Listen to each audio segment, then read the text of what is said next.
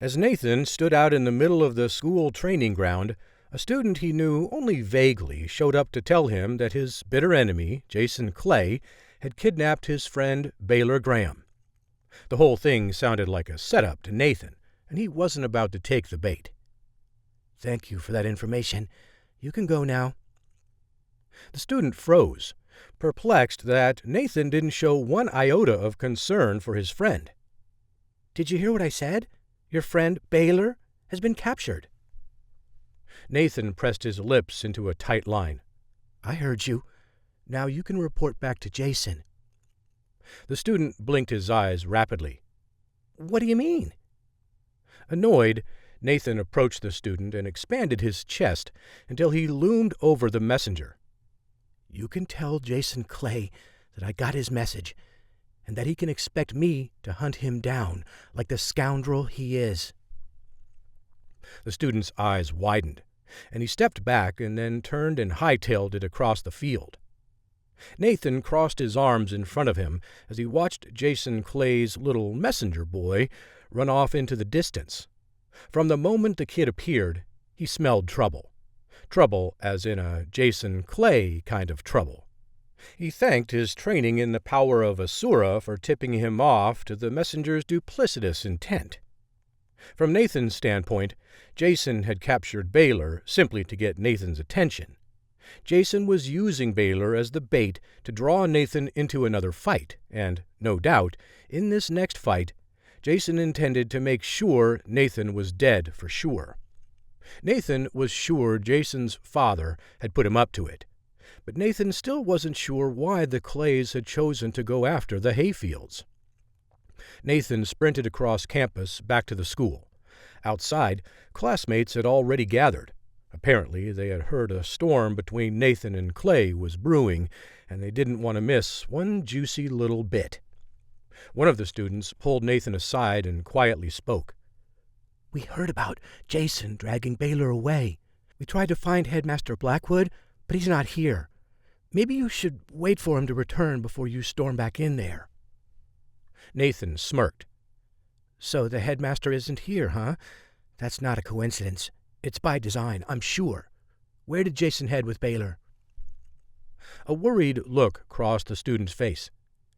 "I'm not so sure it's a good idea for you to go after them." Nathan grew stern and leaned his face uncomfortably close to the student's. "I don't care if you don't think it's a good idea. I am going, whether you like it or not. Now, where did they go?" "They were headed to the woods, behind the dormitory. That's all I know." Nathan nodded. "Thank you." Nathan believed the kid. As far as Nathan knew, the student wasn't associated with Jason Clay in any way. Nathan broke out into an all-out race to reach the wooded area where Jason might be holding Baylor hostage.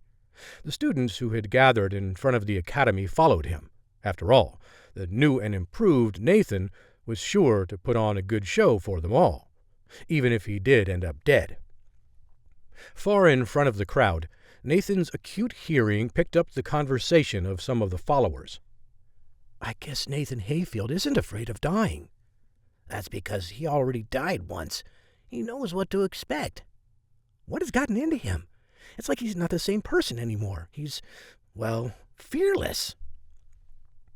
When Nathan entered the woods, he spotted something ahead, up in the tree. It was a huge burlap sack, strung up and hanging from one of the thick tree branches. The sack squirmed, and Nathan realized that Baylor was inside. Who knows how long his friend had been tied up like that, hanging in a sack from the tree. As Nathan approached the tree, he wondered where Jason and his entourage were. Nathan stayed on high alert, darting his eyes around with every snap of a branch or rustle of a leaf. Thanks to the power of Asura, he could almost sense Jason nearby. His intuition told him Jason and his group were hiding in the bushes, preparing to ambush him at any moment. Nathan reached down and grabbed a handful of rocks. He flicked them with his full force in all directions. 2 of the stones cut through the heavy rope that held the sack with Baylor. The rope snapped and Baylor fell to the ground. The 8 other rocks that Nathan had flung with seeming randomness hit 5 students who had been hiding in the forest smack dab in their foreheads. One of them was Jason Clay. Nathan ran over and helped Baylor untie the ropes wrapped around his hands and feet. When one of the knots wouldn't come undone, Nathan used his bare hands to break the rope in half. That impressed Baylor. "Wow! What has happened to you?" Groans of pain emanated from their hiding places behind the thick overgrowth. Nathan turned to Baylor, who was now free from the ropes. "Leave now. I'll handle them. Just go." Baylor protested. "I'll help you. You can't do this alone." While Nathan feared for his friend, it also warmed his heart that Baylor wanted to stick by his side to fight. "All right, then, stay, but promise me you'll be careful and not take any unnecessary chances." Jason stumbled out from behind a tree, holding his hand on his forehead where the pebble had hit hard. Hatred sharpened his voice. "Well, well, well. Look who's back for more. I didn't kill you the first time, so now you've given me a second chance to finish the job. Lucky me." Jason rubbed his hands together. His lips curved up into a malevolent smile. Nathan planted his feet firmly on the ground. "What's wrong, Jason? Can't you take even a little rock to the forehead? I think it's bleeding, by the way. Better put a bandage on it before it gets infected." Jason removed his hand from his forehead, revealing a trickle of blood that had trailed down his face. "You really are stupid. I almost killed you the first time, and now you want me to take another stab at it? Don't be afraid. Come closer." Brimming with arrogance, Jason balled up his hands into fists. The crowd of students who had followed Nathan to the woods began to chant, "Fight! Fight! Fight!" A part of Nathan was disgusted at his classmates' appetite for a fight. He knew they were itching for a showdown between him and Jason. Still, it bothered him that they were essentially rooting for Nathan's death. Anger and resentment filled Jason Clay. Ever since he had pummeled Nathan to a pulp, and Nathan had managed to live through it, he had been hoping for the chance to finish the job. After all, his family had done nothing but berate him for failing to kill Nathan during that sparring match. The wealthy Raven family had ordered his family to kill Nathan. And who was in a better position to do so than Jason, Nathan's biggest bully at school? Now, finally, Jason had the chance to redeem himself in front of both his family and the Ravens. All he had to do was kill Nathan once and for all. Jason beat Nathan so hard the last time that he was sure the kid was a goner, and yet, unexpectedly, Nathan had survived. Why didn't he just die? This time, Jason came prepared to finish Nathan off. He was just happy he didn't need to search for his prey, or have to goad Nathan into a fight. Threatening Baylor was simple enough, and now he had Nathan exactly where he wanted him.